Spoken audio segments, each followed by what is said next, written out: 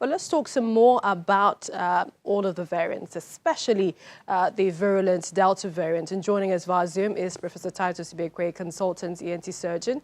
Thank you for joining us on the program. Thank you very much for having me. All right, Professor, is this virus evolution expected as more SARS-CoV-2 circulates? Yeah, you've done an excellent clarification there. The World Health Organization decided to use the Greek letters in classifying the various variants, of the COVID-19. This is to avoid stigmatization of the countries where these variants were first discovered. And we know that these variants have some little or even some extensive, variations in modes of presentation, in its structures, etc., and response to the various vaccines. Talking about the Delta, which is the one that is raging right now, we know that it has caused a lot of problems in India. The morbidity mortality rate in India has been extremely high. And recently, this has, been seen to have affected various countries. United States has this, and it's known that today in the UK is overtaking the Alpha, which is the original one that was found in the UK.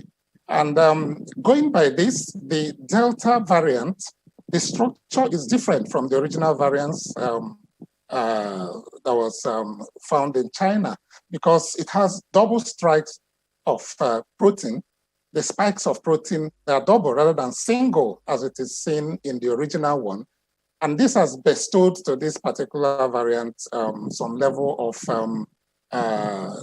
infectivity more than the original one. It tends to be more contagious, than the conventional COVID-19 infection. The clinical presentation also varies because it mainly presents with headache instead of the other conventional cough, fever, etc. The main presentation here in the Delta variant is headache, very severe headache. And all those red flags that we used to see in the conventional one, which has to do with loss of smell and taste, you hardly find this in the Delta variant. And the rate of the risk of hospitalization for those who have the Delta variant is about ×2 what you see in the original one. And response to the various vaccines has also been documented following some recent findings. Those who have complete vaccines, both first and second doses, have been found to be protected to some reasonable extent. About 88% of such people have been protected. That's for those who have the UK variant of the vaccine, and those that also had Moderna, that's AstraZeneca and Moderna, tend to be 88% protected. But those who have Johnson & Johnson, which is just a single dose, about 60% of them tend to be protected from, this Delta variant. And for those who have just a single shot of the AstraZeneca, vaccine, only about 30% protection is offered to them. And mainly children are not protected with Delta variants. We've seen lots of cases of infections of COVID infection in children, so compared to the original variant, which tend to be protective, and is creeping into Nigeria and some other African countries. Very crucial is the strategies. What must we do to cut off, to reduce the mutations?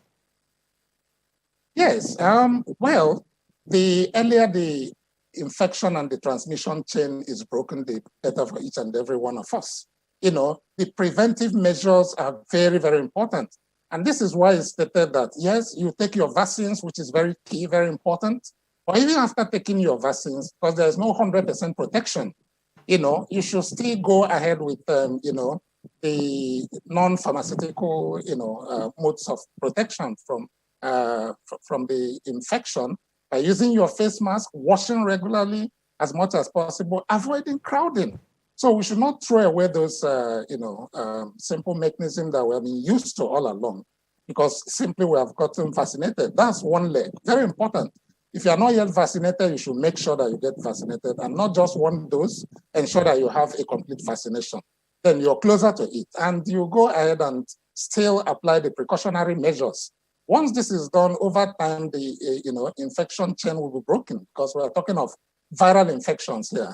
That's why it's a very difficult illness to actually handle, because viral infection is propagated over a long time, but over time, it will circle out once each and every one of us perform the responsibilities expected of us towards prevention.